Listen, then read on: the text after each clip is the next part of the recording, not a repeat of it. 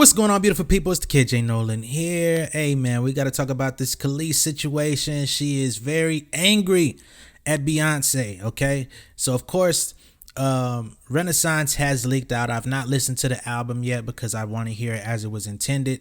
So I'm waiting until tomorrow or late tonight to listen to it. Energy is causing some debate and some controversy because apparently the song samples one of Kelis's old records. The sample in question is Kelis's old record, Get Along With You, which is off of her debut album Kaleidoscope, and she was not credited or approached for clearance of this record. When I did my full breakdown of the Beyonce credits that came out about a week ago, I talked about how Break My Soul sampled Robin S.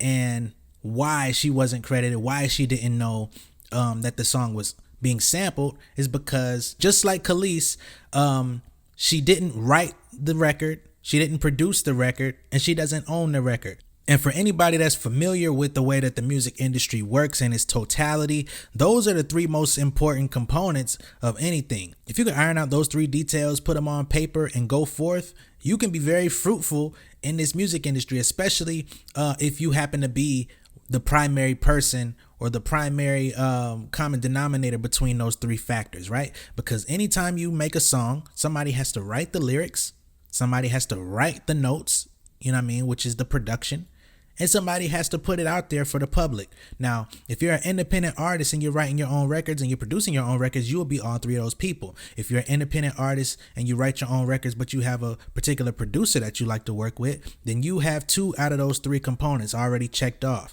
However, somebody like Kelis, especially on that first album, she was only 17 years old. Her producers, the Neptunes, were writing and producing those records, so they already checked off two out of those three boxes. Now, who owns the records?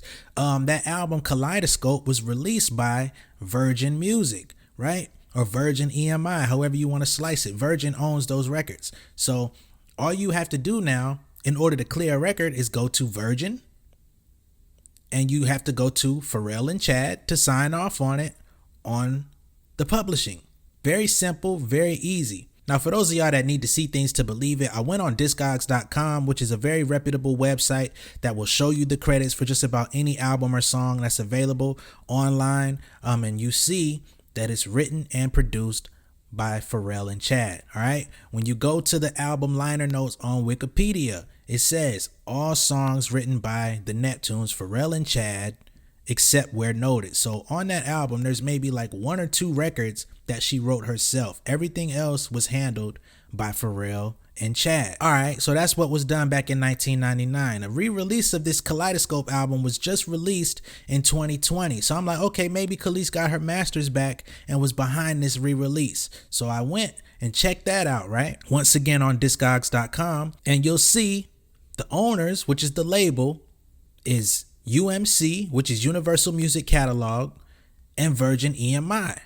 So she still does not have ownership of her masters, and the publishing is not going to revert back to her because Pharrell and Chad wrote it, which means that they're going to get paid off of the usage of that song in any form for all of eternity. So this is a classic tale of not knowing the business or not having all of your details. You know what I'm saying? I could see if there was a clause that reverted the master of the album and anything on that album back to Kelis, but it does not seem to be the case. How do we know that Kelis is mad? Well, she commented on Instagram under her cooking page. All right, she didn't comment from her artist page. She came from her cooking page. So someone posted the credits for the Beyonce album and was like, Beyonce's Renaissance album will include a Kelis sample on the song Energy, and they had the mind blown emoji. Kelis then goes and comments from her Bounty in Full page, which is her cooking page, and she says, my mind is blown too, because the level of disrespect and utter ignorance of all three parties involved is astounding.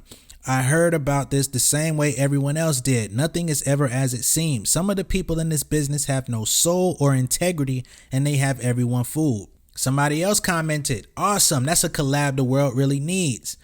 She went on to say, it's not a collab, it's theft. Somebody also says, I always felt like Beyonce really admired Kelis. She comes back and says, Admire is not the word. Another commenter says, she's sampling her again. I hope this time she makes it publicly known and give Kelis her credit and flowers. I like Beyonce, but she stay biting somebody else's ish and don't give them their credit. Kelis commented under that one and says, it's ridiculous. So she's going out of her way to call into question Beyonce's integrity. She's also calling out Pharrell and Chad because those are the guys who were over her music and she's fallen out with them over the years. You know, so basically when she says three parties, that's what she's talking about. Beyonce, Pharrell, Chad. However, Pharrell and Chad wrote and produced your music. They own the publishing. Virgin Records owns the album. Unless you have an agreement that some kind of way you co-own the masters, then where is this lack of integrity? Where is this lack of doing good business? This type of thing, it gets sticky because as an advocate for artists, as an advocate for songwriters, as an advocate for all people in the music business, it would be nice if Kelis owned her album, right?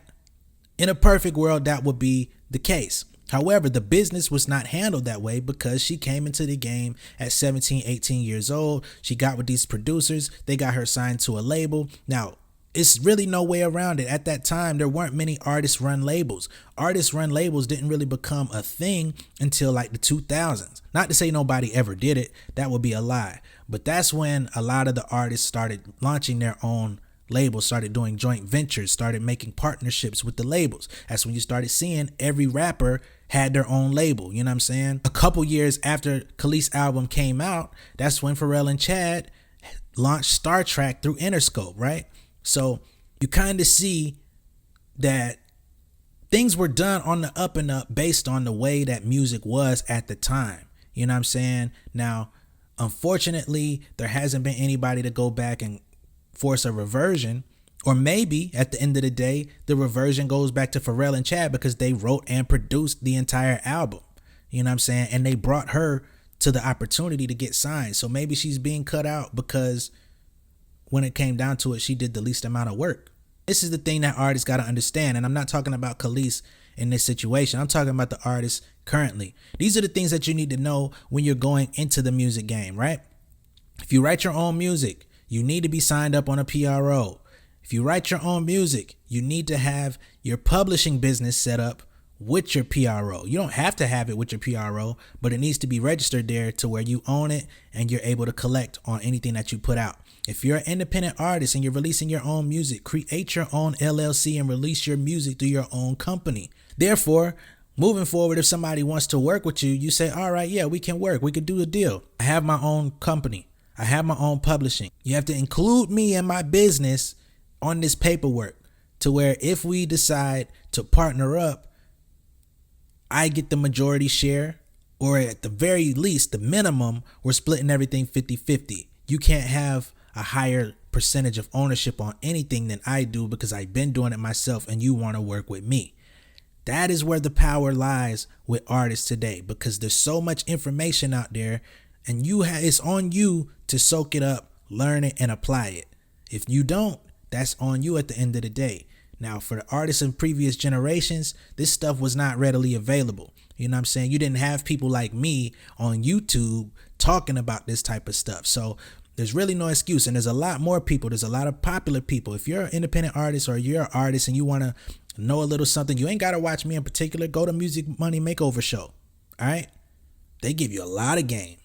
But at this point, I'm going to digress because I'm not against Kelis in any way. I think Kelis has always been dope. She's always been somebody that was fashion forward. She's always been somebody who definitely set trends. I'm not going to say she was the most talented singer to ever grace the mic. That would be a lie. But she's always been ahead of the curve.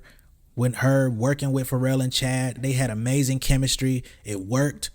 But unfortunately, those days are now past and we can't live in those times forever. You know what I'm saying? But anyway, let me know what you guys think down below in the comments. Make sure that you like and share this video. And if you're new here, absolutely unequivocally hit that subscribe button, hit the bell for post notifications so you get all updates on any new content. And I will see you guys on the next one. All right. Much love and respect. Peace.